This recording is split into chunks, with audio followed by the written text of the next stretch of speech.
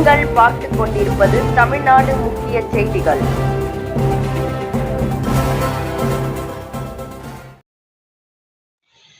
வணக்கம்.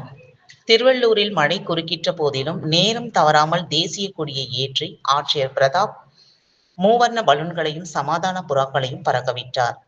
திருவள்ளூரில் நேற்று இரவு முதல் பரவலாக மழை பெய்து வரும் நிலையில் திருவள்ளூர் மாவட்ட ஆட்சியர் அலுவலக வளாகத்தை சுற்றிலும் 77வது குடியரசு தின விழா கொண்டாட்டத்திற்காக பிரம்மாண்ட ஏற்பாடுகள் செய்யப்பட்டு இருந்த மாவட்ட விளையாட்டு அரங்கில் மழைநீர் தேங்கியிருந்த நிலையிலும் மிக சரியாக 8:05 மணிக்கு தேசிய கொடியை ஏற்றி ஆட்சியர் பிரதாப் மரியாதை செலுத்தினார். இது பொதுமக்களிடையே வரவேற்பை பெற்றது.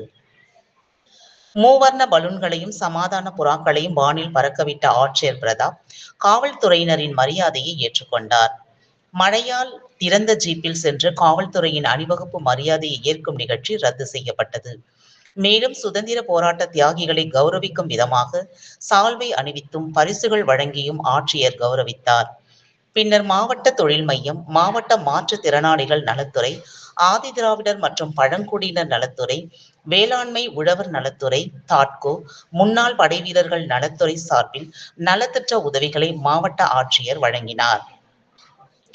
இந்த விழாவில் திருவள்ளூர் மாவட்ட காவல் கண்காணிப்பாளர் விவேகானந்தா சுக்லா, மாவட்ட வருவாய் அலுவலர் சுரேஷ் உள்ளிட்ட அரசு அதிகாரிகள் கலந்து கொண்டனர்.